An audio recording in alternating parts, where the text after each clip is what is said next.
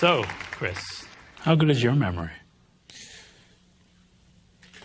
It gets worse as I get older, which I've become aware of, which is kind of frustrating. It's pretty good.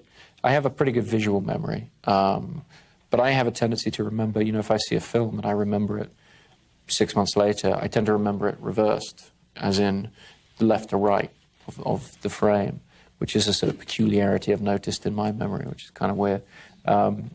I'm very interested in the process of memory and the way it can be distorted and all the rest. And I know that Guy, the same as me, in going through making the film, we went through an intense process of questioning our own memories and the way it works. And I sort of came out the other side very much less confident of the way my memory worked than before.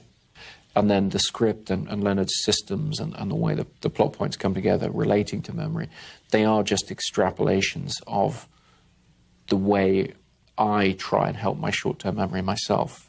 You know, I write phone numbers in my hand, and I take notes, and, you know, I have souvenirs of things, and I use photography and all these different aids to kind of, you know, help me live life. And once you start identifying them, you start to realize that your process of memory is not as good as you hoped, and it's much more interpretive than you realized. And one of the things we were trying to do in the film, by putting people as firmly as possible into Leonard's head, we were really trying to make the audience question their own process of memory a little bit, the way we did while we were making the film. It's a movie about an investigator who doesn't know anything. That's a pretty interesting idea. Yeah, I thought so when my brother told it to me. It was based on a short story that my brother Jonah was writing that's just been published in Esquire magazine. And he told it to me about 3 years ago while we were driving from Chicago to Los Angeles. He said, I'm working on this story, and it's about this guy with this condition. You know, he can't make new memories, and he's looking for revenge. He's looking for the guy who killed his wife. And I just thought it was such a fantastic idea, such a way into the film noir genre, a way to kind of reassess some of the over-familiar tropes, really. And, you know, I said to him, well, can I take it and write a screenplay from it while you work on your story, you know, and get it the way you want? And he said yes, which was lucky, because I think it took him as long to finish writing the story as it did for us to finish making the film. But he finished it in the end, and it turned out great. But it's very different from the film. It is very different, but yeah. We talked before about this a little bit, and I think there's a similar sense of desperation in both the script, or the movie, I guess, and in his story too. Yeah, I think there's a similar sense of desperation. I think the story represents kind of the point of origin, kind of the backstory for the film in a way. And the other thing that Jonah and I collaborated on that he really created was the website for the film, which is at otnomem.com, which is memento spelled backwards. And he put this website together that it doesn't really give any information about the film particularly, but it creates a narrative link between the world of his story and the world of the finished film, which I think is kind of interesting. How do you end up describing the film to people who haven't seen it? I mean, what do you say when they say they've heard about it and they want to have you tell them what it is? Sure. Well, I mean, I say it's a psychological thriller about a guy who can't make new memories, who's looking for revenge.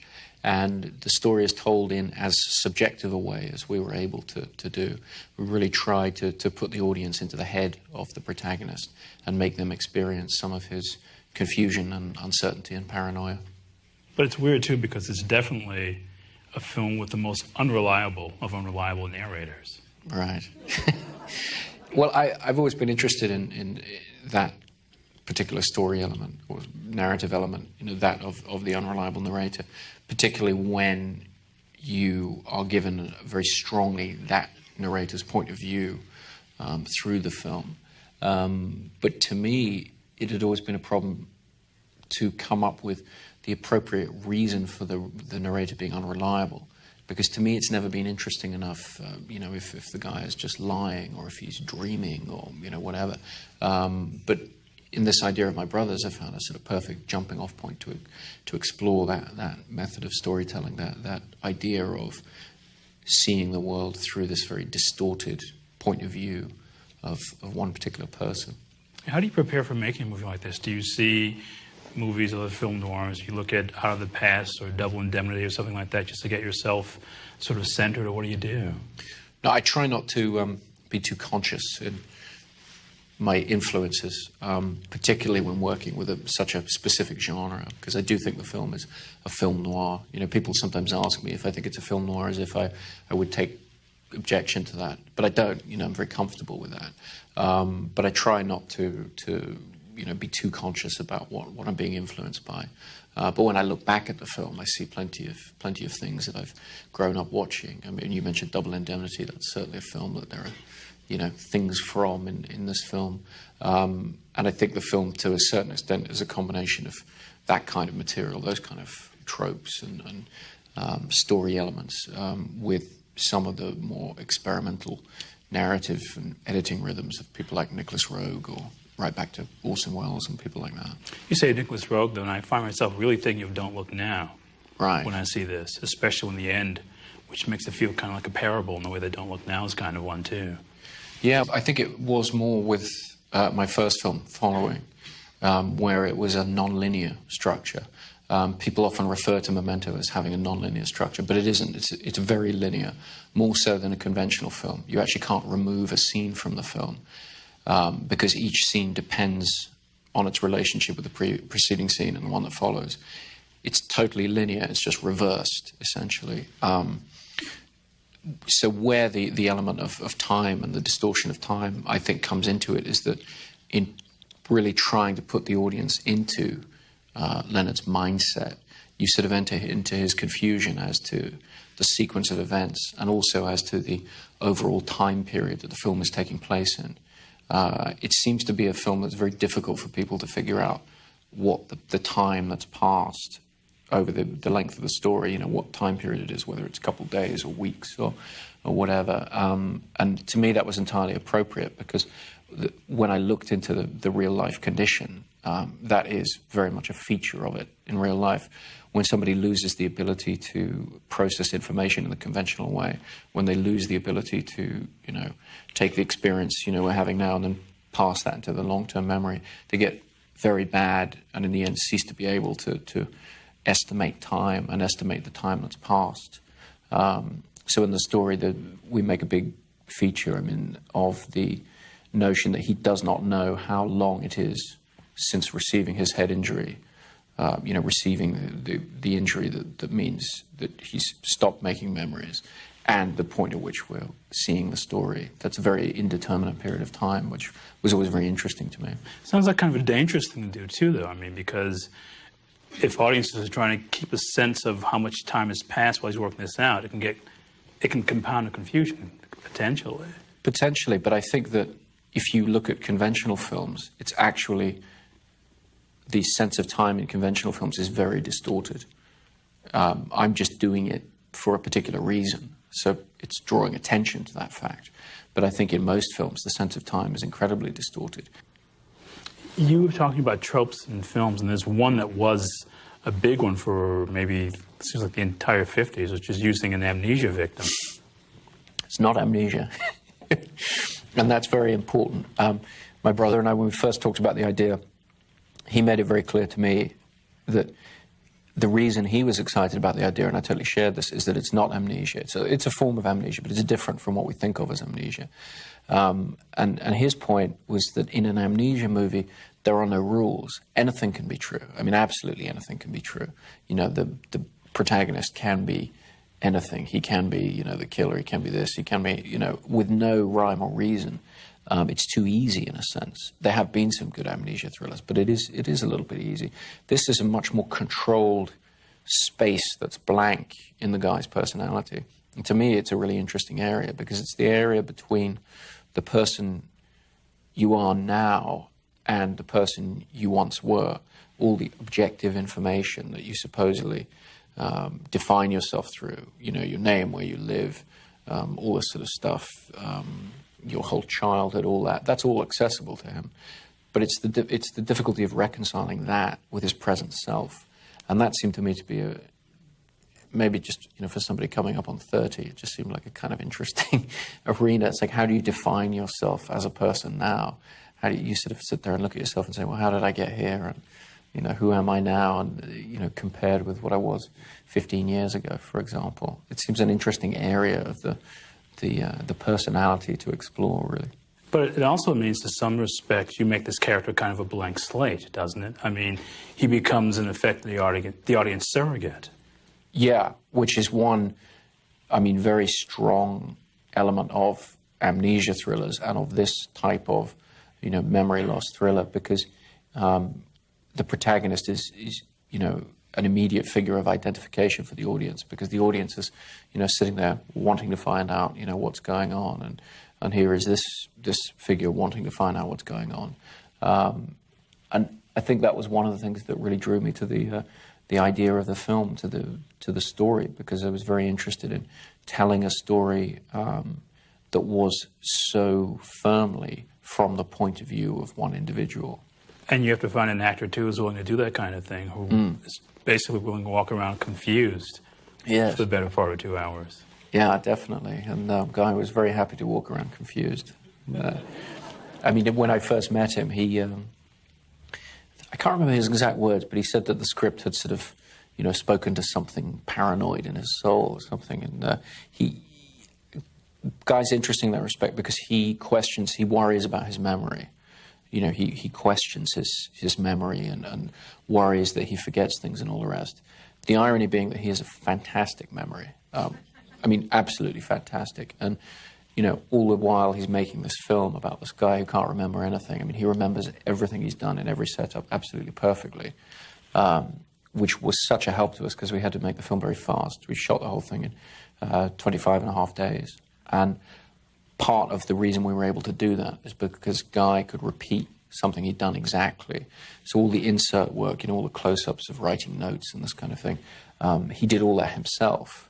Now, tell us a little bit what Following is about. And it's a movie you shot over the course of a year, I guess, whenever money would come together. Yeah. Well, Following is it's a no-budget, black and white 16mm film that I made with friends of mine in London. And we were all working full-time when we made it, so we could only shoot 1 day a week. We would get together on Saturdays and shoot this film, and shoot sort of 15 minutes of footage every week. And it took about a year of filming to get it all finished. And it's sort of a film noir, I guess you could call it. It's a psychological, I don't know if you'd call it a thriller exactly, but it's the story is this young man who's lonely and on his own in London, where we shot it. And fancies himself a writer. Fancies himself a writer, but sort of clearly isn't doing too much writing. And, he takes to following people at random on the streets, you know, picking somebody out of a crowd in the middle of London and following them to see where they go and what they do. And his justification, you know, for doing that is that he's, you know, researching his characters, or sort of looking for inspiration for characters. But it becomes clear pretty early on that he's just kind of addicted to it. You know, that kind of extension of his voyeurism has become a powerful draw. And my notion with that narrative was to tell a story that expands in 3 dimensions, the same way that I think we often receive stories in everyday life. The example I like to use is when you're reading a newspaper report. You get the headline, you know, version of the story, you know, man bites dog or whatever, which tells you everything, basically. And then the story is expanding it in all directions, expanding your understanding of the detail. And that's the way the narrative structure of Following works. What was the response to Following from? Did you start getting calls from producers and actors that wanted to, I mean, did many people get a chance to see it? Yeah, a lot of people saw it just on tape. I mean, we were distributed through Zeitgeist in North America and various other territories in the world. So a lot of people got to see it theatrically and, you know, at festivals. But also, I mean, in industry terms, you know, I was able to send out a lot of tapes and really get it to a lot of people. The nice thing is it's a film that, unlike Memento, actually, it's a film that plays well on tape. Memento is, I think, a much better experience on the big screen, but Following actually plays pretty well on TV, I mean, not least because I shot it in Academy, so it actually fits the format, you know, better and all the rest. You've been to film festivals with both your pictures, with Slam Dance, with Following, and Sundance, with Memento. What's that like, taking the picture to a festival? It's terrifying, first and foremost, particularly the first couple of times you do it. But then, with both of those films, we were very lucky. We got good response from audiences, and the great thing about film festivals is that you have an audience who's really looking for something different and looking for something different from the mainstream. And they come to your film at the festivals I've been to. You know, the audiences come to your film to enjoy what you're doing. They're really giving you the benefit of the doubt as an audience, which is a wonderful thing, and it's very enjoyable as a filmmaker to experience screening a film to an audience like that. It can be a pretty rarefied world, obviously, because they come as real film lovers and maybe not as skeptical or jaundiced. You have to win them over less, I guess, is what I'm asking. Is that yeah, true? no, I think that is true, at least to begin with, you know, in terms of they enter into the film, you know, from the first frame, you know, with a willingness to sort of go where you're going to take them and not be too sort of judgmental. Having said which, if you're screening at the end of the festival, you very often are screening for an audience of people who've seen, you know, 15 films in the last 10 days, and they have a very sort of weary approach and sort of sit there kind of like, okay, here we go, is there going to be something in this? But I mean, overall, my experience of festivals has been wonderful. Just really interested audiences, and that's great. Congratulations on a compelling and challenging film. I'm interested about the way you work on the set. I mean, obviously storyboard and script and editing is essential to this film, but walking the actors through this complex atmosphere you've created seems key to the film's success. And I hear when you're on the set working with an actor, you are working right next to the lens of the camera and not where most directors are doing these days, behind a monitor. Well, I mean, in terms of what you're talking about, a working method, you know, as to using them, just watching things with your eyes instead of with the camera. I mean, my first film, I shot it myself, so I was seeing everything through the lens, which is actually much clearer and sharper, you know, way of perceiving than on the monitor, because I couldn't afford any kind of video assist. So I'm not used to working with a monitor anyway. And then when we came to shoot Memento, I was very lucky to find a director of photography, Wally Pfister, who's also a fantastic camera operator. So the purpose of looking at the monitor really, for me, is simply to check framings, because I'm not doing the camera myself. And the first take I watched Wally do, it's very clear that he's a much better cameraman than I am. So I didn't have to worry about that. I think if you're making the film for the big screen, and you know, we shot this film in CinemaScope, and it has a very clear image, and you project it very big, you see so much more in that image than you're ever going to see on a monitor. So it's an appalling way of trying to gauge acting, you know, any kind of subtleties. Well, you know, and maybe they're comfortable doing that. I mean, everybody's working method is different, but for me, I don't like to look at the monitor because the image is not expressive enough. I mean, it's not clear enough. You really need to be by the camera watching the performer. And I don't like to use the headsets either because the sound is heavily compressed and it doesn't, you don't get as much of the voice as you're going to get when you see it in the theater.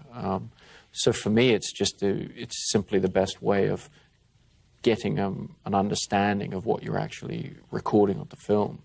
Your distributor must love you because people are going to have to see this 2 or 3 times. I know I want to see it again. I mean, did you actually think about that? Do you think people are going to grasp everything that? Yeah, how cynical are you? No, I definitely thought about that, but not you know, for the purpose of trying to sell more tickets, because I think that would be a pretty stupid way of going about it. But I love films that you can come back to a second time or even a third time and get a slightly different experience. Whether that's just because of, I mean, in the case of somebody like Ridley Scott, he makes films that are cinematically incredibly dense, you know, in an audio-visual sense, so you can kind of see other things in them when you come back to them. I wanted to do it in more of a narrative way, but I love films that kind of will hold up to that scrutiny, particularly these days because you are seeing films 2 or 3 times.